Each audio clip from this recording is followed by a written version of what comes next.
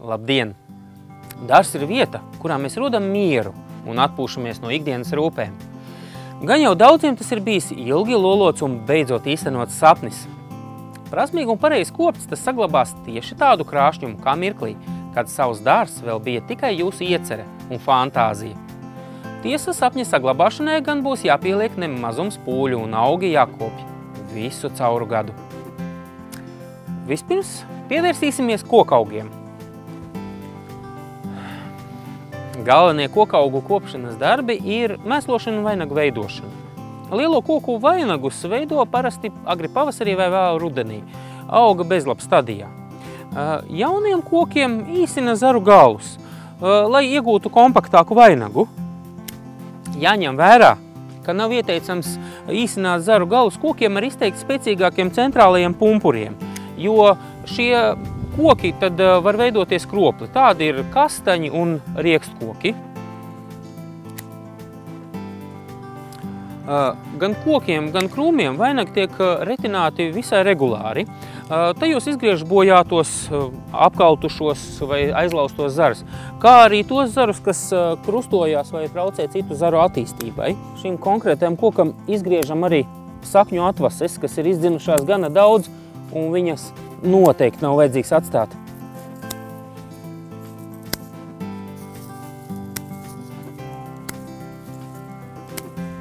Nu re, cita lieta. Tas nedarās. Tas principā ir ok. Varam arī šo.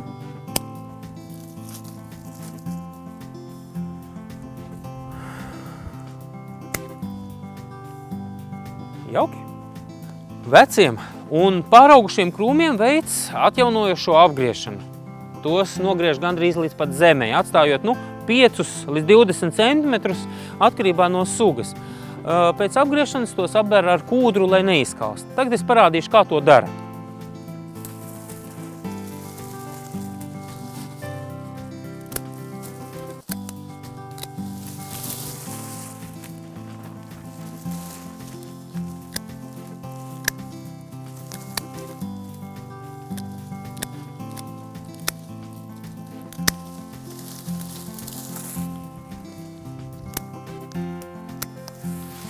Nu ko, reko arī pēdējie. Šādā veidā var atjaunot praktiski visus krūmveidīgos. Tagad tikai nedaudz jāapber ar kūdru.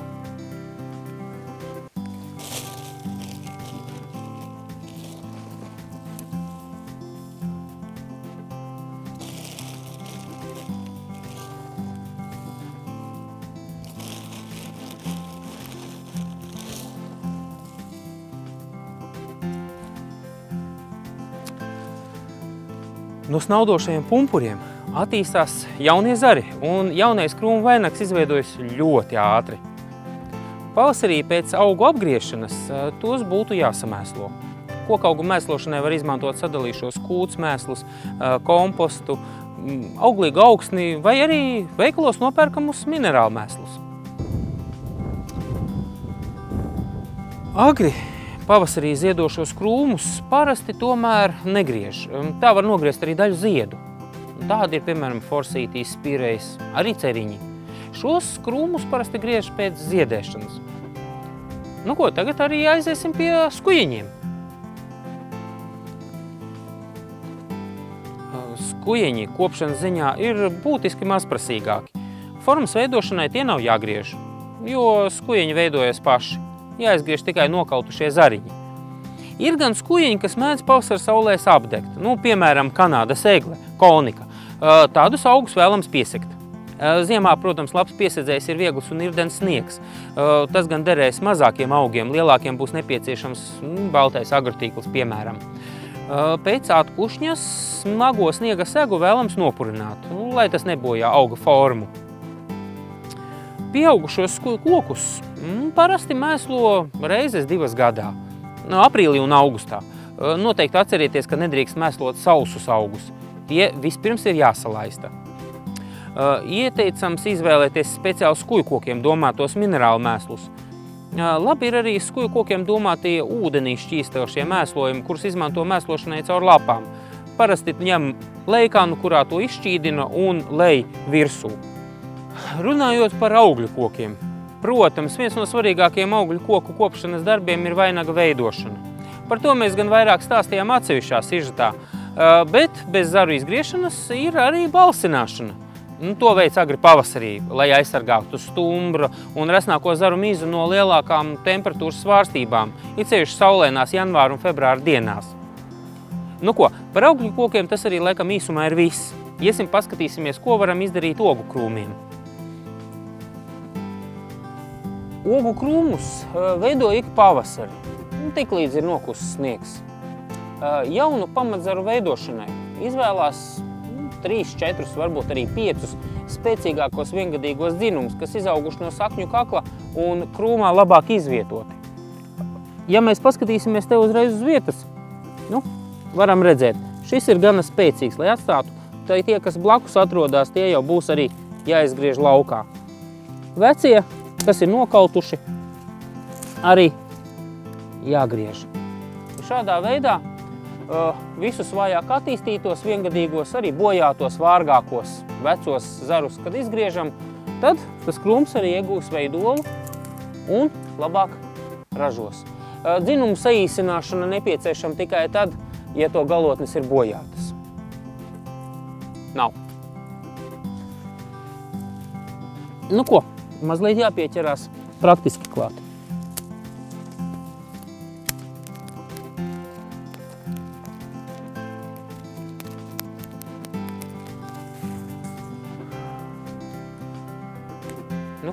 Tad, kad mēs esam izgriezuši krūmu, vai tas būtu arī koks, nepieciešams būtu to pēc tam kārtīgi samēslot. Vai tas būs augļu koks, ogulājs vai dekoratīvais krūms, kālijs un fosfors augsnē uzkrāsies pietiekamā daudzumā, pie nosacījuma, ja mēs kārtīgi mēslojam, bet slāpeklis no augsnes izskalojas. Tādēļ tas jānodrošina kā papildu mēslojumā katru gadu. Kāliju un fosforu mēslojumu dod rudenī vai ļoti agrā pavasarī, bet slāpekli tikai agrā pavasarī. Par kokiem krūmiem mēs esam izstāstījuši. Turpināsim par ziemcietēm. Ziemcietis atjauno dalot cerus. Ja ziedēšana pavājinās vai atmirst auga vidusdaļa, tā ir zīme, ka augs jāatjauno. Pavasarī ziedošās ziemcietis dala augustā, bet rudenī ziedošās pavasarī. Ziemciešu stādījumos regulāri jāizgriež atmirušās, bojātās un slimās augu daļas, kā arī jāizlauž vai jāizgriež nozēdējušie ziedi. Šajā gadījumā mēs viņus izgriezīsim.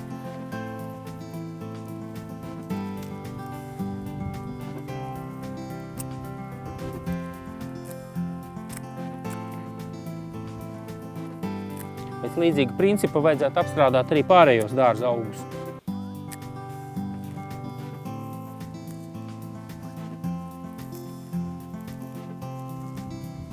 Rudenī ziemcietis izņemot mūžzaļos augus, tāds kā bergēnijas vai graudzāls, ieteicams nogriezt atstājot centimetrus 5–10 garus dzinumus. Galvenais ziemciešu kopšanas darbs ir ravēšana. Lai stādījumi saglabātos labi kopti, tie būtu jāravē neretāk kā reizi mēnesī. Pavasarī. Līdz ar pirmo augsnes irdināšanu augsnē ieteicams iestrādāt kompleksos minerālu mēslus.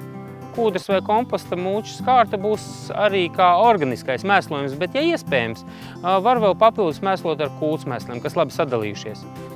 Pārmērīgi liela mēslošana, tas attiecas uz visiem augiem, bet īpaši uz puķiem veicina stublāju un lapu intensīvu augšanu, kas nebūtu neizskatās labi.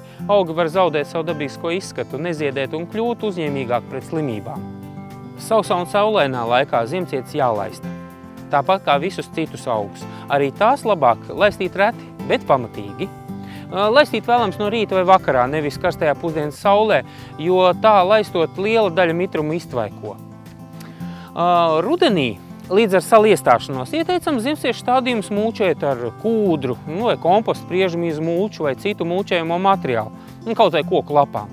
Arī sniegs ir labs nosedzējs. Tas pasargās augus no izsaušanas, iznīcinās nezāles un veicinās jauno piesakņu attīstību.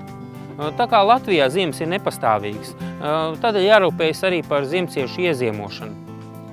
Obligāti būtu jāpiesedz jaunie stādījumi, īpaši rudenī stādītie. Tāpat arī augi, kas izvietoti paaugstinātās saules un vēja ietekmē pakļautās vietās, uz dažādiem akmeņu krāvumiem, terasēm un arī atbalsta sienām. Ar šodien apskatītajiem padomiem būs gana, lai jūs varētu pienācīgi sagatavot savu dārzu ziemai un arī laicīgi jau varētu ieplānot nākošā pavasarī darāmos darbus. Papildus informācija kā vienmēr Dārznīcas mājaslapā un Draugiem LV Dārznīcas profilā. Līdz nākamajai reizei!